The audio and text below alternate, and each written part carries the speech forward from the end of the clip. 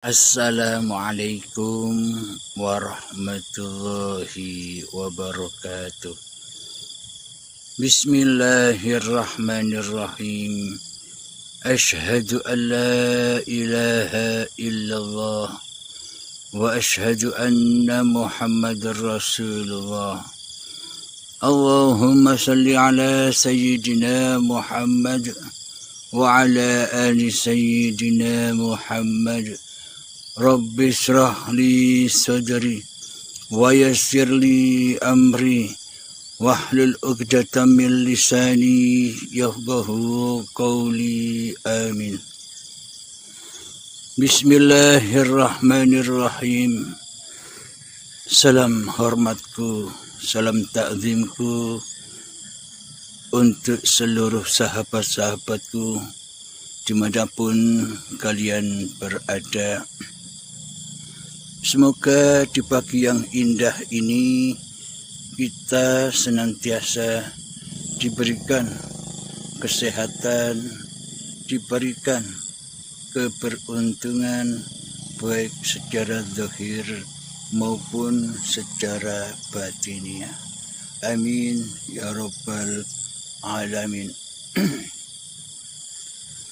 Sebelum kita mulai kajian di pagi yang indah ini, marilah kita bersama membaca sholawat zalimin daf'ul bala agar senantiasa hati terhindar dari zalimnya hati, balak-balaknya hati, yang mana hati selalu ingkar kepada Allah Subhanahu wa ta'ala. Allahumma salli ala sayyidina Muhammad wa asqi li zalimin bil zalimin. Allahumma salli ala sayyidina Muhammad wa asqi li zalimin bil zalimin wa akhrijna min bainihim salimin wa ala alihi wa sahbihi ajma'in. Alhamdulillahi rabbil alamin. Alhamdulillahirrabbilalamin. Pada pagi yang indah ini ada pertanyaan dari sahabat kita yang ada di seberang sana. Marilah kita perdengarkan pertanyaan dari sahabat kita ini. Silahkan.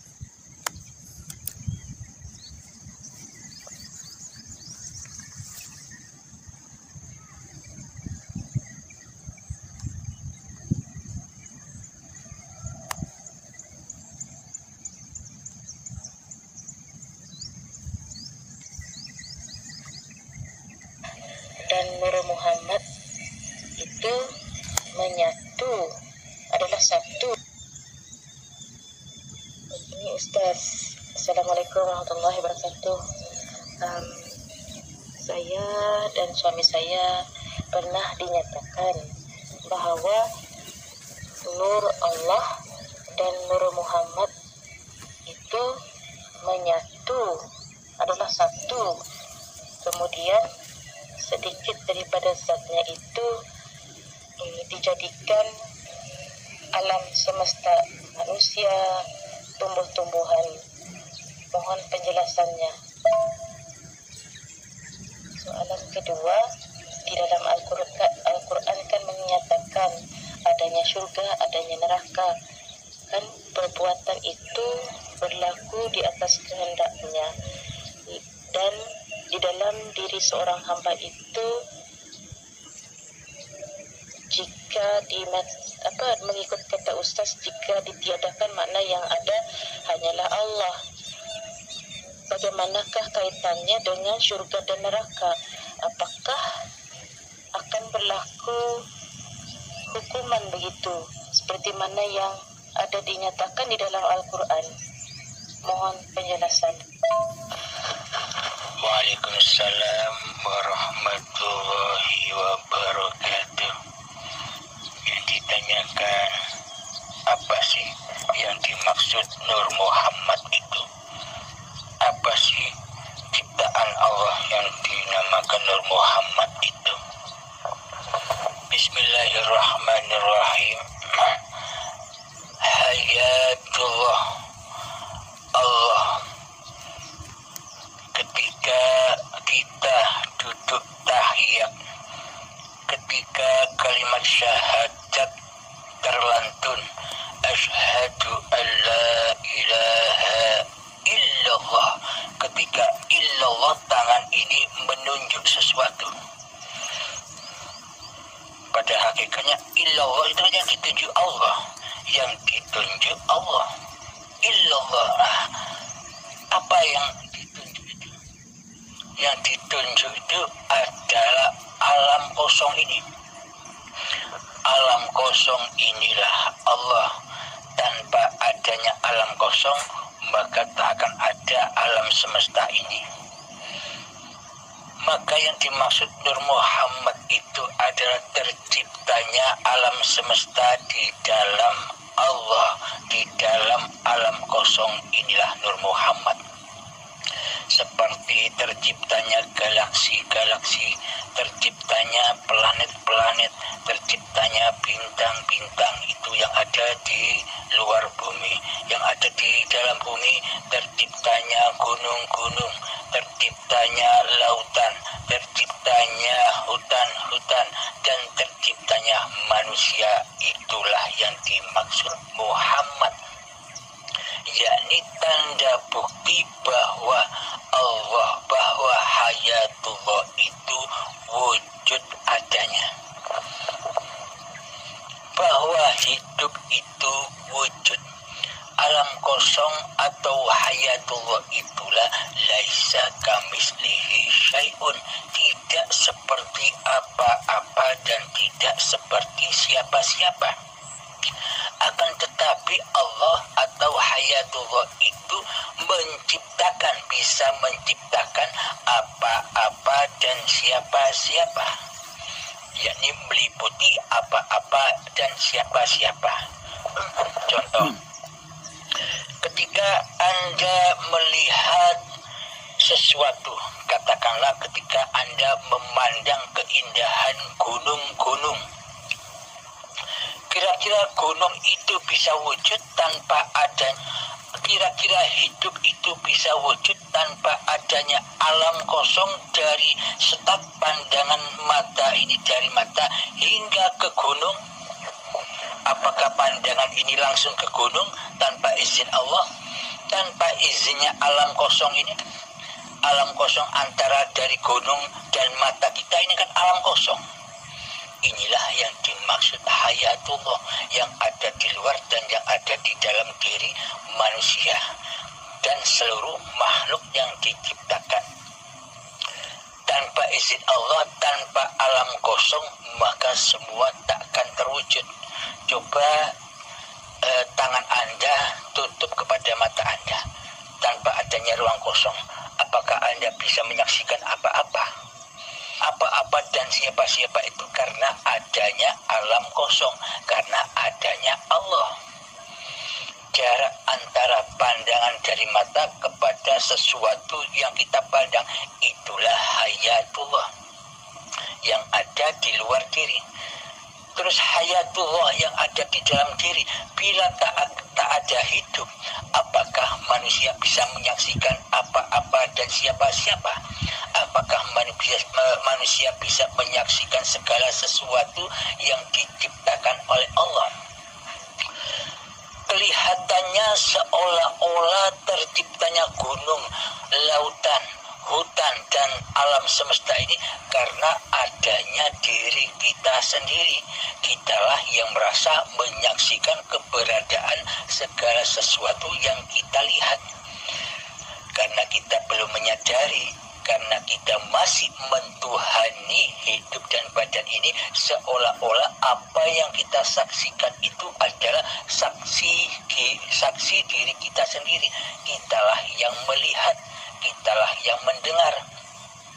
Karena masih buta mata hati kita akan hakikat diri manusia kita sendiri, maka semuanya seolah-olah manusianya lah yang menciptakan.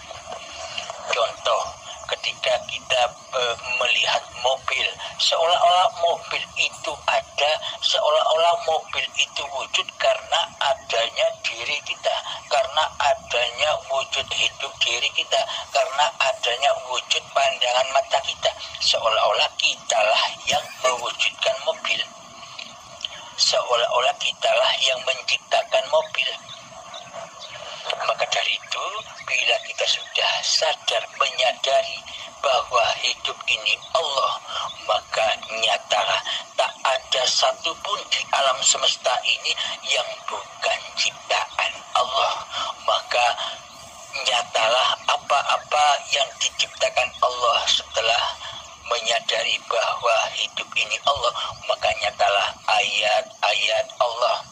Seperti dedaunan yang kering yang jatuh dari tangkainya, tanpa adanya alam kosong, tanpa adanya Allah, apakah bisa jatuh dedaunan yang kering itu dari atas sampai menuju di atas tanah? Tanpa adanya alam kosong, tanpa adanya izin Allah, maka tak akan terjadi hal yang demikian. Maka dari itu, apapun peristiwa yang ada di dunia ini, apapun peristiwa yang ada di dalam keadaan hati ini, semuanya berpulang kepada hayatullah. Maka ketika kita sudah menyadari bahwa hidup ini Allah, maka seluruh keadaan alam semesta ini akan menjadi tenang, akan menjadi mutmainnah di dalam hati. Namun bila hati belum menyadari bahwa hidup ini Allah, maka akan muncullah malapetaka, akan muncullah bencana-bencana, baik yang ada bencana di dalam diri manusia ataupun bencana yang di luar diri manusia. Contoh bencana yang ada di dalam hati manusia selalu diliputi oleh rasa ketakutan, oleh rasa kecewa, oleh rasa sedih, oleh rasa gelisah, karena manusia masih mentuhani dirinya sendiri, seolah-olah semua keadaan itu adalah ciptaan diri manusia kita.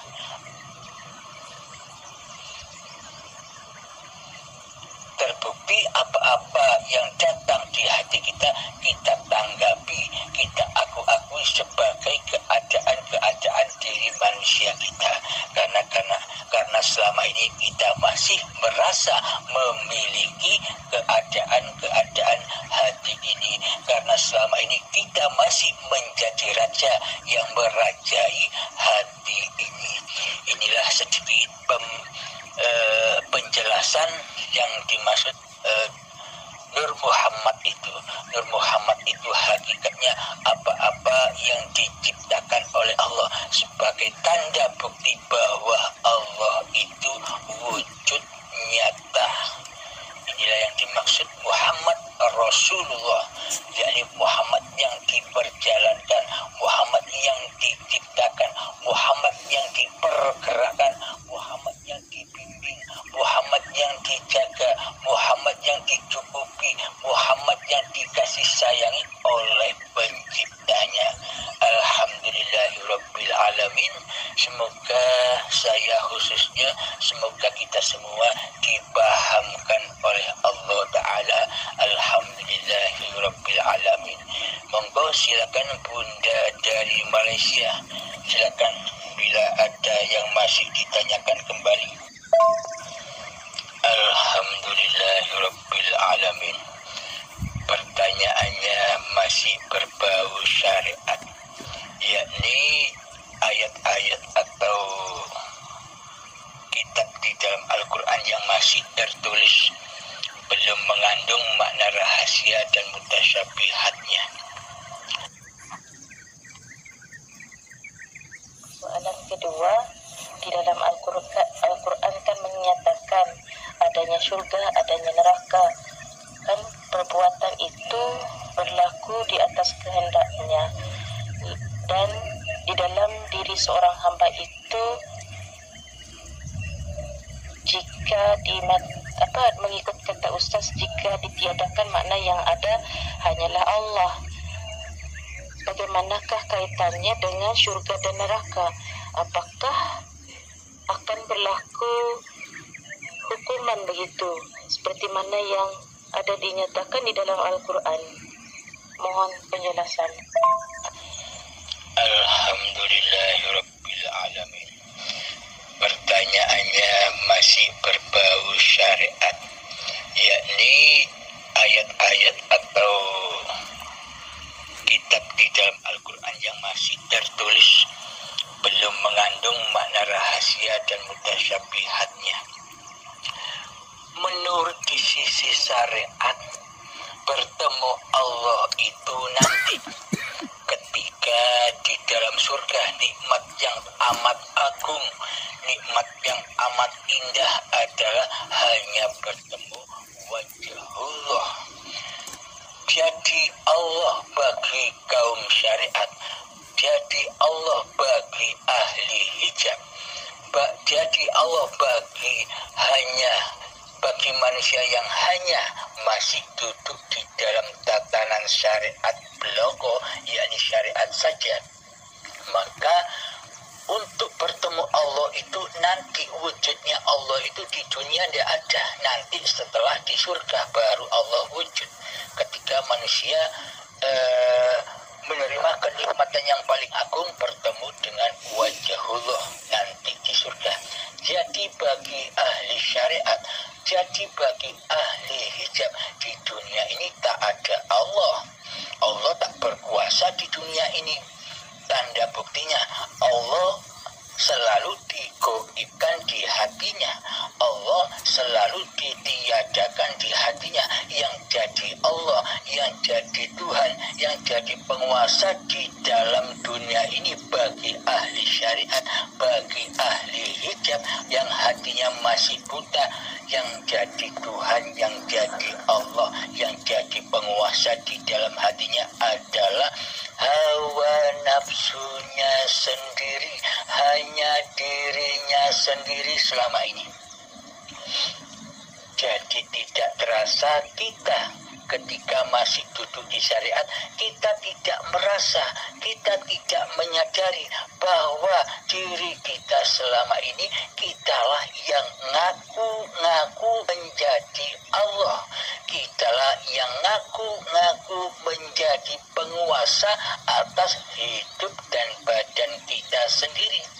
Seolah-olah wayang yang sudah tidak butuh dalangnya, karena dalangnya ditiadakan, karena dalangnya digoibkan, seolah-olah wayang ini menjadi dalang. Jadi wayang plus dalangnya. Wayang bilang begini kepada dalangnya, wahai dalang, wahai Allah, Anda cukup di sana saja, saksikanlah saya bisa bergerak sendiri tanpa Anda, saya bisa hidup sendiri tanpa Anda, saya bisa berkuasa sendiri tanpa Anda, saya bisa sholat sendiri tanpa Anda, saya bisa beribadah sendiri tanpa Anda, saya bisa makan sendiri tanpa Anda, saya bisa minum sendiri tanpa Anda, saya bisa mandi sendiri tanpa Anda, saya bisa bekerja sendiri tanpa Anda, saya bisa bernapas sendiri tanpa Anda, saya bisa naik motor sendiri tanpa Anda, dan sebagainya. Seolah-olah diri kita lah yang jadi Tuhan selama ini, yang jadi Allah selama ini. Coba hayati dan tafakuri. Bila benar pernyataan ini, maka mohon ampunlah kepada Allah, karena dosa yang terbesar dan yang paling besar, hati mensekutukan Allah dengan diri kita. Jadi amal sebanyak apapun, ibadah sebanyak apapun, ilmu syariat setinggi apapun, semuanya akan menjadi racun di dalam hati kita tanpa kita bertuhan, karena yang mentuhani selama ini adalah diri kita sendiri. Kenapa semua amal ibadah dan sholat serta ilmu itu akan menjadi racun? Karena tidak kita persembahkan kepada Allah, melainkan kita persembahkan untuk diri kita sendiri. Walhasil terbukti di dalam seluruh sholat dan ibadah kita, di dalamnya diperintah bertemu Allah, diperintah mengabdi kepada Allah di alam lillahi ta'ala, tapi aplikasi hati kita selama ini masih linafsi, milikku hamba, kuasaku hamba, hidupku hamba. Padahal Allah berfirman di dalam doa iftitah, inna sholati wa nusuki wa mahyaya wa mamati lillahi rabbil alamin. Sesungguhnya sholatku, sesungguhnya ibadah-ibadahku, dan sesungguhnya hidup dan matiku hanyalah milik Allah.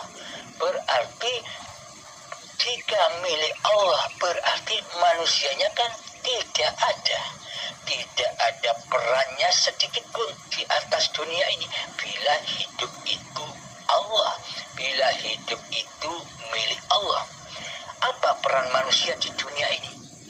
Di dunia ini tugas manusia, peran manusia hanyalah untuk menyaksikan Allah, bahwa hidup ini Allah ketika sudah fana, ketika sudah adam diri kemanusiaannya. Kita kembali kepada pertanyaan Bunda. Menurut ahli hijab, menurut mayoritas manusia, bertemu Allah itu ada urutannya. Sebelum kita bertemu Allah di alam surga nanti, perjalanan manusia setelah mati masih ada, yakni alam gaib. Kapan alam-alam itu mulai terjadi? Nanti ketika badan sudah mengalami kematian. Jadi yang dimaksud alam kematian di sisi manusia itu adalah matinya badan. Karena manusia ini selama ini mentuhankan, mendewa-dewakan, mencintai badan-badannya, sehingga alam-alam gaib yang diceritakan di Al-Quran itu dikiranya, diangan-angankannya terjadinya besok setelah badan mati.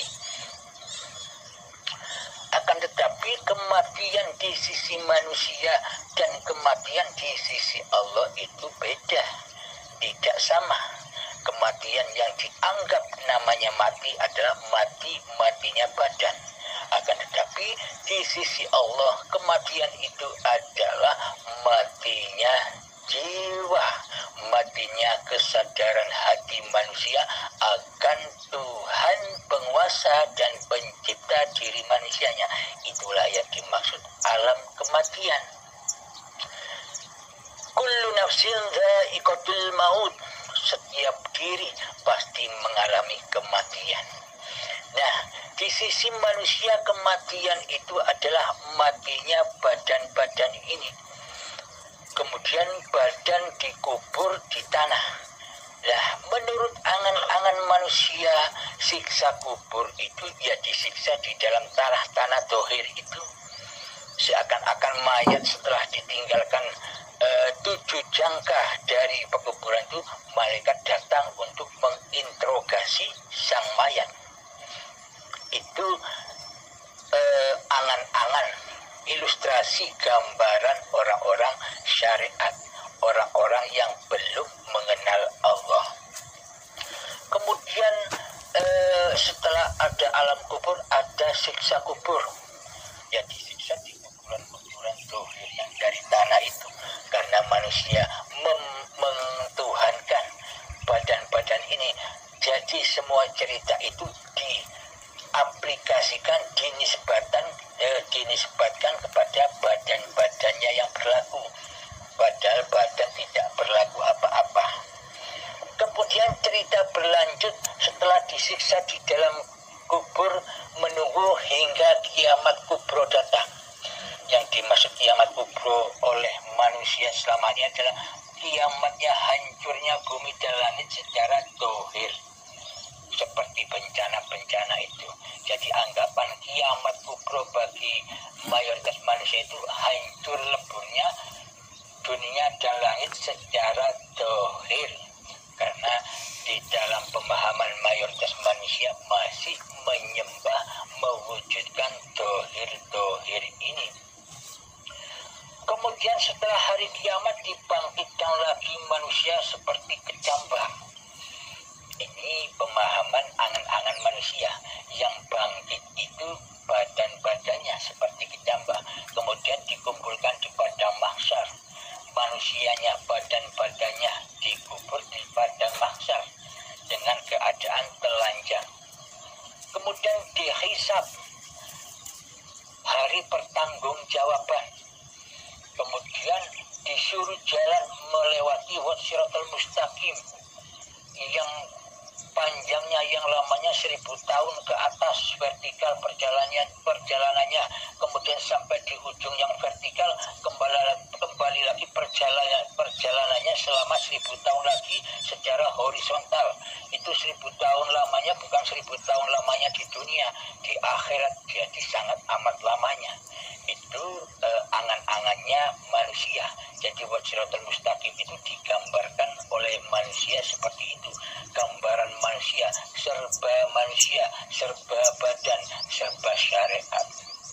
Kemudian melewati Siratal Mustaqim, pasti manusia jatuh dulu ke dalam neraka karena tidak bisa melewati Siratal Mustaqim yang tak terlihat. Bagaimana mungkin bisa melewati Siratal Mustaqim, sedangkan Siratal Mustaqim digambarkan oleh mayoritas manusia sangat amatlah kecil, bagaikan rambut dibelah jadi 7 dan tajamnya 1000 pedang. Mana mungkin manusia bisa melewatinya? Takkan mungkin, tak satu pun manusia bisa melewatinya. Pasti jatuh kepada lembah jahanam di bawah Siratal Mustaqim itu. Ya, akhirnya disiksa di dalam anar, di dalam jahanam, sehingga setelah di dalam neraka dan masuk surga hingga bertemu dengan Allah. Jadi pemahaman mayoritas manusia, pemahaman syariat saja, bertemu Allah itu nanti ketika sudah masuk surga baru bisa bertemu Allah. Kenikmatan yang teramat agung mengalahkan semua nikmat-nikmat yang ada di surga. Itulah perjalanan-perjalanan yang diangan-angan oleh manusia, karena selama ini yang jadi Tuhan masih diri manusianya. Akan tetapi di sisi Allah itu bagaimana ceritanya? Versi di sisi Allah adalah semua perjalanan-perjalanan itu serba batiniah, serba ruhaniah, bukan perjalanan-perjalanan badaniah. Terbukti Allah tidak memandang wajah dan hartamu, Allah tidak memandang ilmu dan amalmu, dan Allah tidak memandang nasab-nasab kemuliaan badan-badanmu di sisi manusia. Tapi Allah hanya menilai, hanya memandang hatimu. Di dalam hatimu yang jadi Tuhan Allah ataukah dirimu. Bila yang jadi Tuhan adalah dirimu, itulah dosa yang amat besar, yang sangat yang tidak terampuni oleh Allah, karena sudah mengaku jadi Allah. Allah digoibkan di hatinya, Allah ditiadakan di hatinya. Jadi cerita-cerita perjalanan-perjalanan manusia setelah mati yang sudah versi syariat, versi badaniah, versi dohir, karena yang dieluh-elukan, karena yang diagung-agungkan, karena yang diidolakan seluruh manusia adalah badan-badannya sendiri yang sangat amat dicintainya, lebih dicintainya daripada mencintai zat pencipta badan ini sendiri. Itulah cerita-cerita versi syariat. Pertanyaan Anda, bagaimana mungkin bila hidup ini Allah, ketika nanti masuk neraka Allah menyiksa dirinya sendiri? Bila hidup ini Allah, itu kan versi syariat, versi pemahaman manusia yang belum sampai kepada Tuhannya. Jadi perjalanan-perjalanan menurut di sisi Allah, semua perjalanan yang diangan-angankan manusia itu yang katanya nanti, yang sekarang masih gaib bagi manusia, ternyata di sisi Allah sudah nyata sekali. Saat inilah perjalanan-perjalanan itu sudah dimulai, sudah ada, sudah nyata bagi manusia yang sudah mengenal Tuhannya.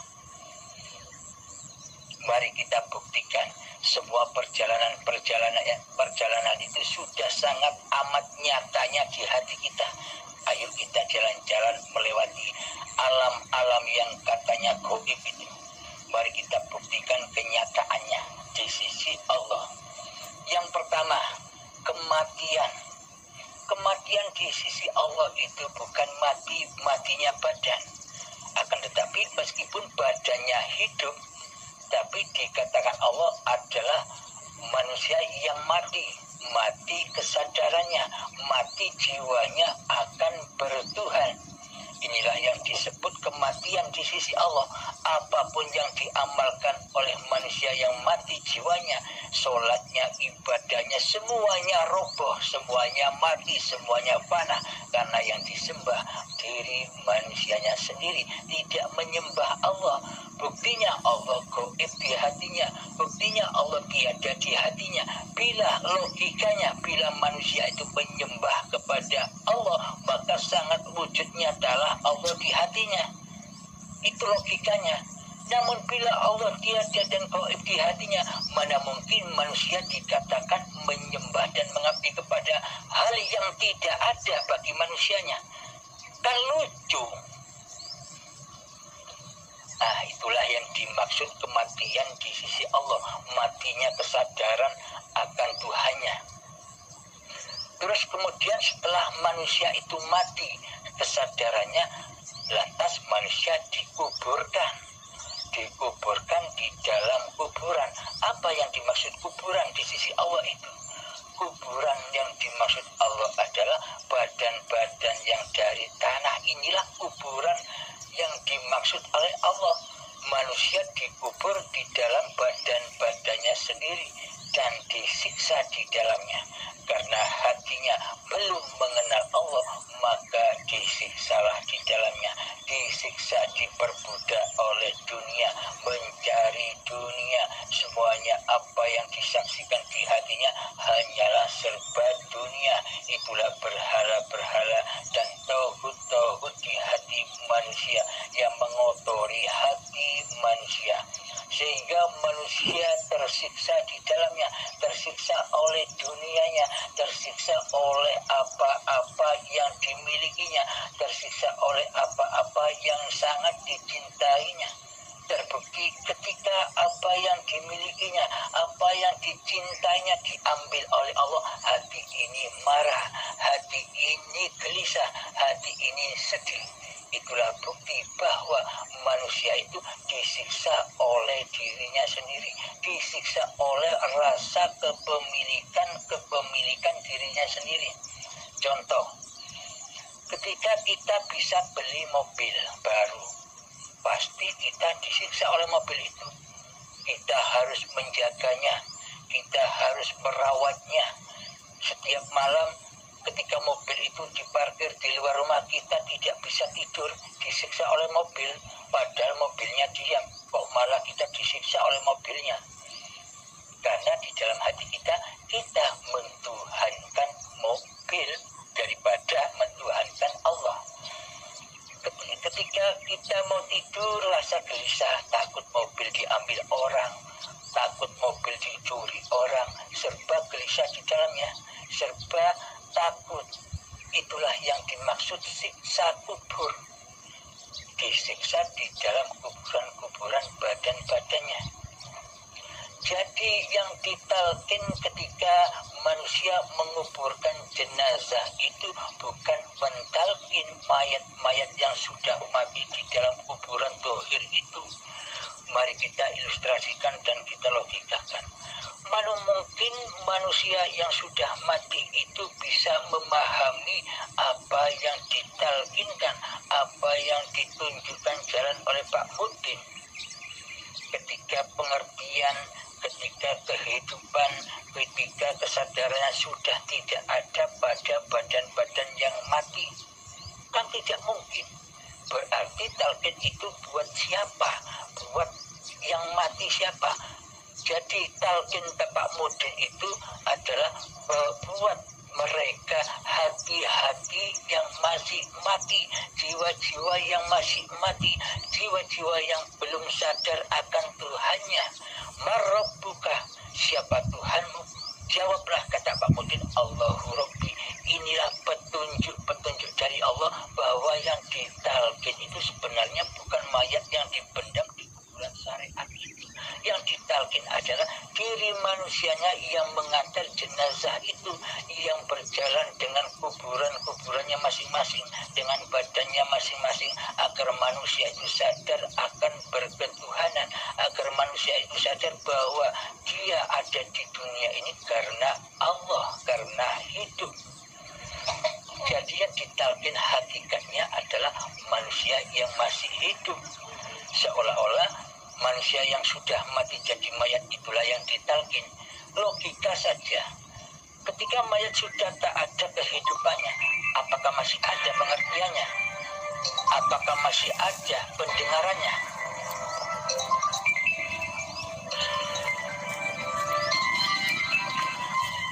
Jadi pada intinya yang ditalqin adalah diri kita selagi kita masih mentuhani diri kita sendiri, agar diri kita sadar bahwa ada Allah, Tuhan penguasa diri kita, agar kita menyadarinya. Itu maksudnya Pak Mudin menalkin. Jadi yang ditalkin bukan mayat-mayat yang ada di kuburan dohir. Yang ditalkin adalah mayat-mayat yang ada di kuburan badan-badan. Inilah yang diingatkan jalan menuju Allah. Nah, jadi kita lanjutkan siksa kubur itu tadi. Ketika manusia belum memahami Tuhannya, pasti peristiwa-peristiwa dan keadaan-keadaan di dunia ini diakui sebagai peristiwa dan keadaan diri manusianya, sehingga manusianya disiksa di hatinya. Contoh lagi, rupa siksa dalam keadaan anugerah, ketika kita diberi anugerah dari Allah, anugerah kekayaan contohnya. Ketika kita belum kenal Allah, pasti semua keadaan dan anugerah itu pasti diakui oleh milik manusianya, sehingga manusianya di dalam hatinya merasa bangga, merasa mulia, merasa sombong dan sebagainya, karena ia merasa lebih dari orang lain atas hartanya. Inilah api-api neraka itu juga. Jadi hidupnya serba ketakutan demi ketakutan. Di dalam kekayaannya ia takut suatu ketika jatuh miskin. Di dalam kekayaannya ia takut suatu saat harta-hartanya akan meninggalkannya. Jadi meskipun kelihatannya kaya, akan tetapi hatinya amat sangat miskin, sangat amatlah takut bila kekayaan itu suatu saat akan diambil oleh Allah. Inilah bukti siksa-siksa kubur atau siksa neraka itu. Nah, bukti lagi bahwa siksa neraka itu adanya di bumi, adanya sekarang ini.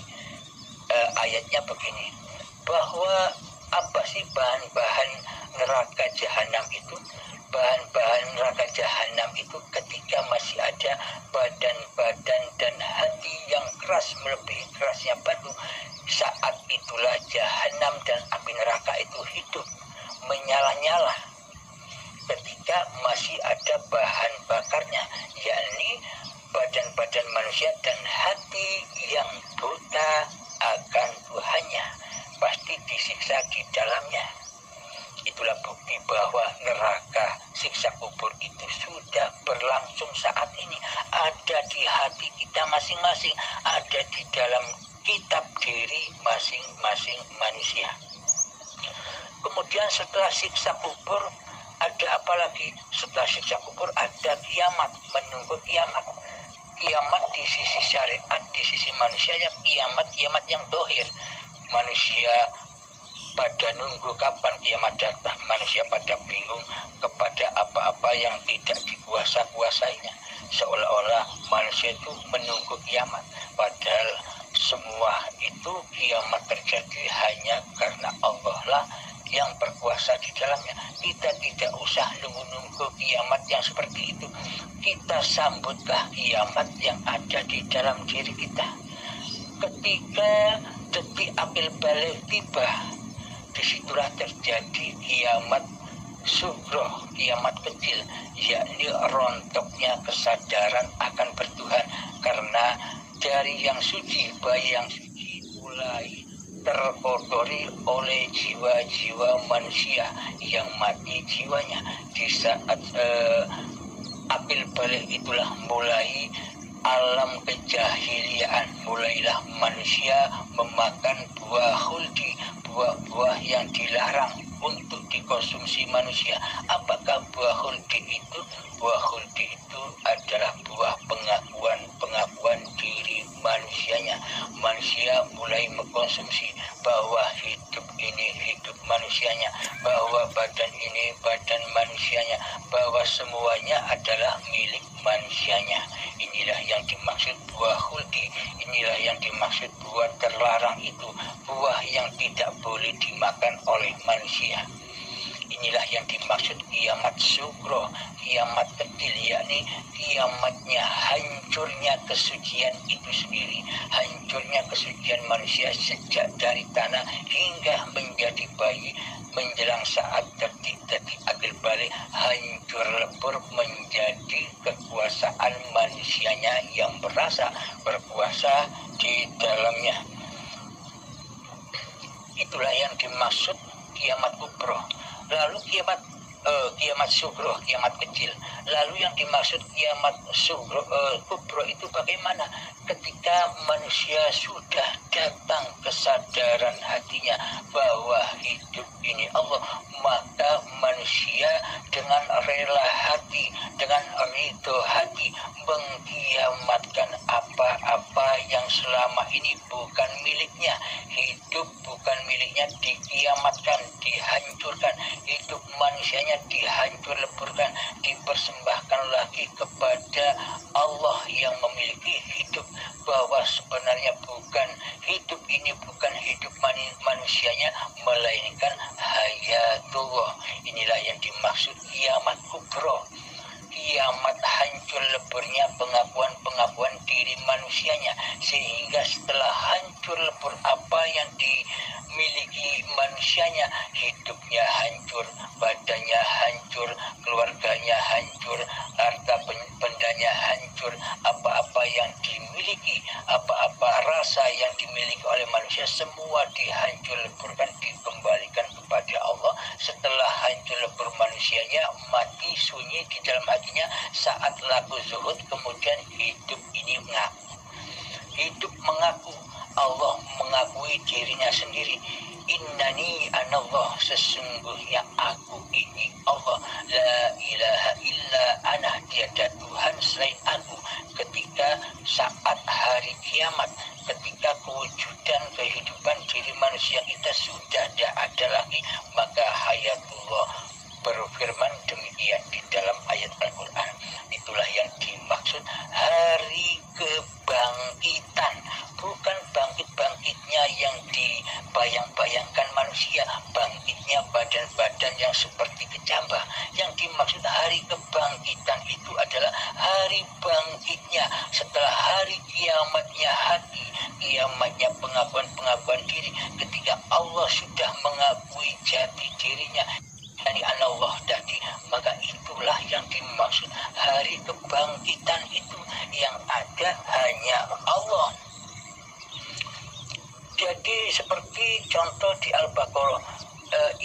kepada Allah, iman kepada hari kemudian dan beramal soleh. Lah, bila kiamat kubro itu, hari kemudian itu terjadinya nanti, bagaimana mungkin kita bisa beramal soleh?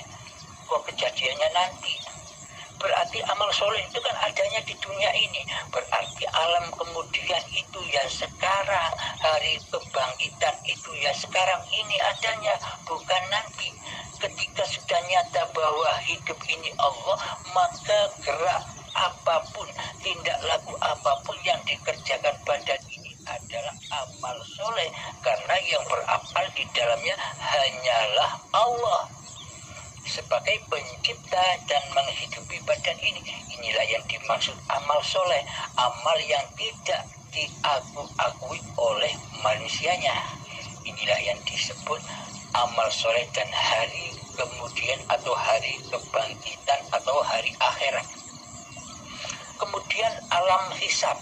Ketika sudah dibangkitkan, ceritanya manusia kan dibangkitkan lagi, manusia dikumpulkan di padang mahsyar, kemudian menghadapi hari pembalasan, hari pertanggungjawaban, hari hisab, ditimbang amal-amalnya. Nah, di sisi Allah hari kebangkitan, hari hisab itu adalah begini. Ketika manusia belum menyadari bahwa hidup ini Allah, maka seluruh amaliannya, baik ketaatan atau kemaksiatan, masih diakui ketaatan dan kemaksiatan manusianya yang melakukan. Pasti masih ada pahala dan dosa, ada surga dan neraka di sisi manusianya, versi manusianya. Akan tetapi bila manusia sudah menyadari bahwa hidup ini Allah, berarti lelaku atau af'al yang sudah terjadi tempo dulu pada kita dulu kan sering melakukan kemaksiatan, kita juga sering melakukan ketaatan. Bila kita sudah nyata bahwa hidup ini Allah, berarti yang beraf'al sejak dulu dari tanah hingga saat ini kan yang beraf'al kan Allah. Jika Allah yang beraf'al, apa yang mau ditimbang buat manusianya? Bagi manusia yang sudah kembali kepada Allah, maka sucilah manusia itu dari af'al manusianya. Ketika manusia sudah menyadari bahwa hidup ini Allah, maka sucilah manusia. Maksudnya manusia suci itu bukan maksudnya manusia ngaku jadi Allah. Yang dimaksud manusia suci itu manusia yang dengan rela hati, dengan ridho kembali ke alam keabadiannya, yakni ke alam ketiadaannya, alam Adam dan alam kematiannya, yang hidup hanyalah Allah. Inilah yang dimaksud manusia suci, manusia sempurna, insan kamil. Dan inilah yang dimaksud Lailatul Qadar yang dicari-cari manusia selama ini, sucinya hati dari selain Allah. Inilah hari hisab. Ketika manusia belum menyadari bahwa hidup ini Allah, yakni masih hidup manusianya, pasti alam hisab itu ada. Apa rupa alam hisab itu? Ketika manusia kedatangan sakaratul maut, maka disitulah hari pembalasan, hari hisab buat manusia. Hari yang mana apa-apa yang dicintai dan yang diakui oleh manusia diambil paksa oleh Allah dengan azab yang pedih sampai tuntas, sehingga manusia itu sudah kembali lagi fitrah seperti bayi. Ketika sudah terambil dengan paksa apa yang diakui sebagai milik manusianya. Alhamdulillah, kiranya sampai di sini dulu penjabarannya karena sudah terlalu panjang lebar. Inilah yang dimaksud itu. Jadi yang disiksa di dalam neraka itu bukan Allah nyiksa Allah, yakni manusia disiksa oleh dirinya sendiri. Manusia disiksa oleh rasa kepemilikannya sendiri. Itulah yang dimaksud neraka di sisi Allah, yakni berbahan bakar badan manusia dan hati yang keras melebihi kerasnya batu. alamin. Semoga saya khususnya, semoga kita semua para pendengar yang mengikuti video YouTube ini, semoga kita semua selalu dibimbing oleh Allah. Semoga kita semua selalu dibukakan kepahaman akan bertuhan. Akhirul kalam, assalamualaikum warahmatullahi wabarakatuh. Assalamualaikum warahmatullahi wabarakatuh. Terima kasih Ustaz atas penerangan yang diberikan. Insya Allah ianya akan kita dipraktikkan. Akan sentiasa dipraktikkan dan diamalkan. Alhamdulillah.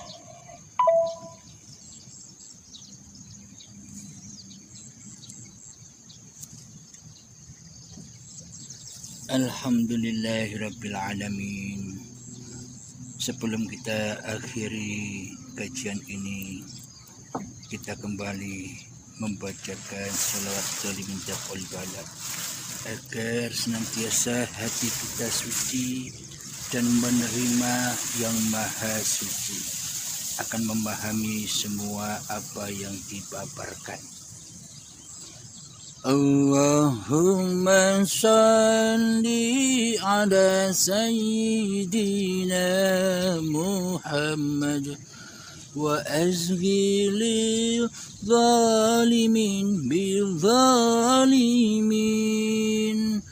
Allahumma salli ala sayyidina Muhammad wa asghili zalimin bil zalimin wa akhrijna min bainihim salimin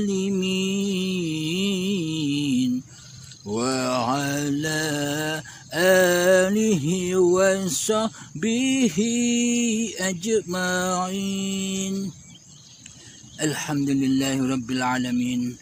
Rabbana atina fid dunya hasanah wa fil akhirati hasanah wa qina adzabannar.